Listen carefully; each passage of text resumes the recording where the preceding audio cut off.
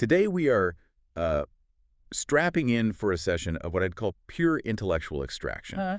We're going to try and look past the oil fields, beyond the balance sheets, and get right into the mind of John D. Rockefeller. That's right. And when you really get into the source material, his letters, his early writings, one thing just leaps off the page. And what's that? His absolute, just unshakable internal certainty. It's more than just confidence.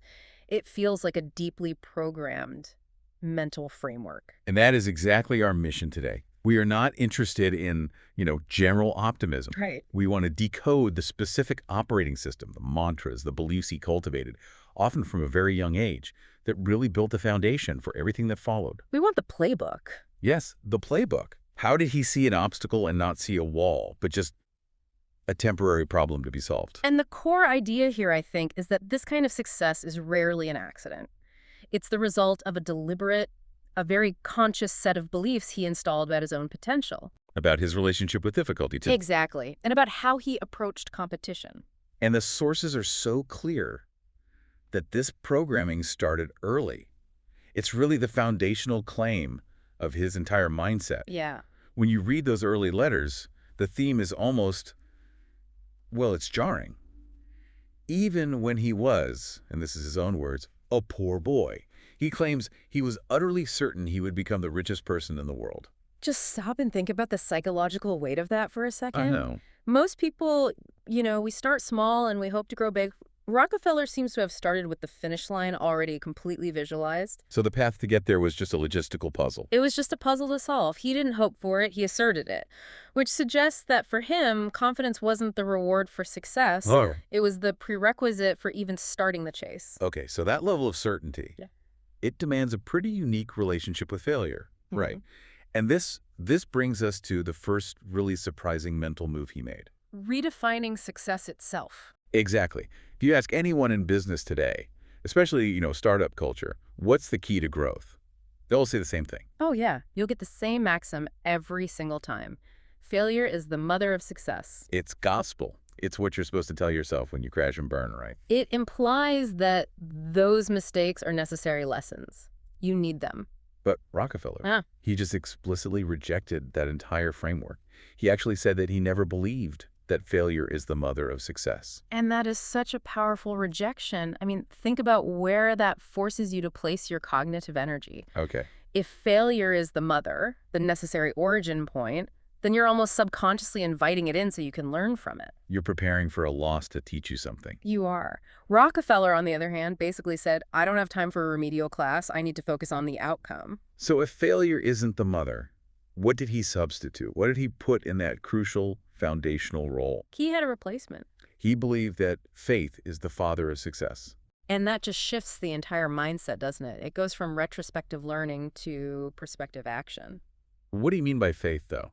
Is this a spiritual thing? Not necessarily. In this context, it's more like an unwavering conviction in the positive conclusion of whatever you're doing right now. So you're not waiting for a setback to course correct you. Exactly. You're starting with the positive result already decided in your mind, which frees up all your mental resources for just execution. Well, wait a minute. I mean, that really goes against so much modern business coaching.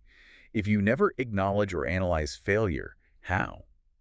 How do you adjust your strategy? How do you learn what went wrong? That's a great question. Is it just hubris? Or was he actively suppressing necessary feedback? I think the difference is, it's semantic, but it's powerful. He didn't ignore data or bad results. He just redefined them internally. Okay. A setback wasn't a failure that birthed success. It was just a temporary condition that required a new technique. His focus was always on the certainty of the win. So the faith was in the eventual outcome, not necessarily the current tactic. Precisely. That makes so much more sense. And it translates directly into how he framed problems. The sources detail the specific internal contrast he used when facing immense pressure. Yeah, say in a merger negotiation or some crisis in the oil supply chain. When the pressure was on, he trained his mind to use a language of commitment, not contingency. He thinks, I will win. And he actively, consciously blocked the alternative. He would not allow himself to think, I might lose. And the difference between will and might, it's just enormous, isn't it? It's everything. Might lose, lets doubt creep in, and doubt is paralyzing. But will win is a marching order. It's a command. When you're managing something as complex as Standard Oil, that one verb choice dictates everything. Resource allocation, strategic aggression, everything. It is the ultimate form of cognitive control. He was literally programming his brain to reject the possibility of retreat. Because if you use the language of doubt, you start hedging your bets. You look for exit strategies, you dilute your commitment. By choosing the language of certainty, he forced himself to find solutions within the current framework because the only acceptable outcome was victory. You eliminate Plan B. And that makes Plan A essential. That brings us really smoothly to the next core element of his confidence, how he approached the people he was fighting against. Let's get into the competitive arena. Yes, because this is where that internal faith translates into external dominance. And when you're operating at that level, I mean, you're competing against the sharpest minds of your entire generation. So Rockefeller had a very specific, non-negotiable mental rule for entering any kind of conflict or negotiation. He had to establish internal equality first. He stated it so clearly. When I compete with people, I think I'm as good as them. And the importance of that baseline assumption, I mean, for anyone listening right now, it cannot be overstated. Why is it so critical? Well, think about it. If you walk into a competitive pitch, a salary negotiation, any high-stakes meeting, and you assume the other person is inherently smarter or more connected or more deserving than you, you've already lost. You've conceded mental ground before you've even started. Exactly. Rockefeller knew that the main psychological battle is always internal. And he backs it up with the logical conclusion. He stated flat out, if not, I can't compete with them. It's an intellectual non-starter for him. Right. It's not about the external reality, the other guy's resources or expertise. No, it's about establishing your right to even be in the game. Mentally, he levels the playing field. He forces the competition to beat him on strategy and execution. Not on perceived status or through intimidation. He just removes that psychological advantage they might think they have. This could sound almost arrogant to a modern ear, that constant self-assertion. It could. But the sources suggest he knew this level of self-confidence needed constant maintenance. It wasn't some passive quality you're born with. No, it was a daily workout.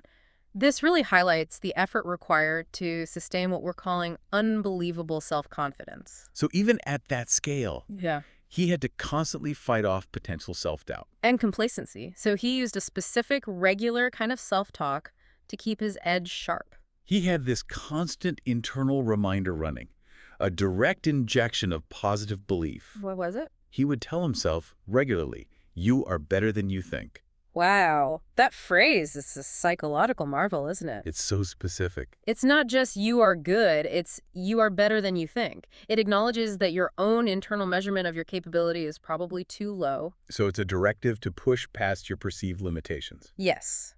To continually reevaluate your own potential upwards. Think about how that applies to one of his business maneuvers, like buying out smaller refineries. Okay. If he only believed he was as good as the owner of that refinery, maybe he offers a fair market price. Right. A standard deal. But if he genuinely deeply believes he is better than he thinks, he's going to push harder for control.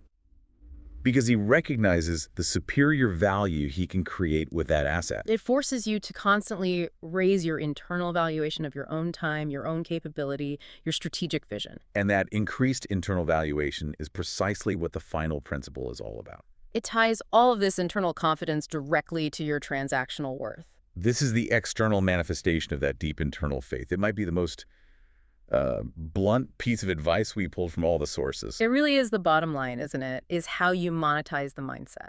So what's the advice? Plain and simple. Never sell yourself cheaply. The double never. That sums up the entire edifice we've just been building. How so?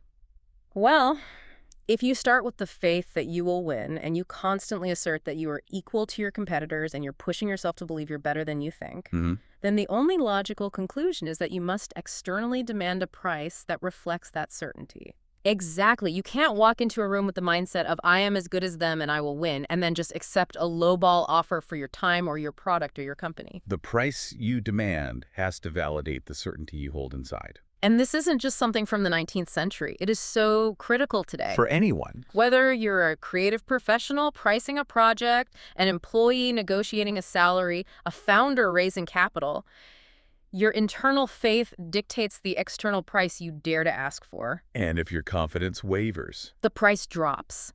If your certainty is absolute, your valuation holds firm. So let's just quickly synthesize these core takeaways.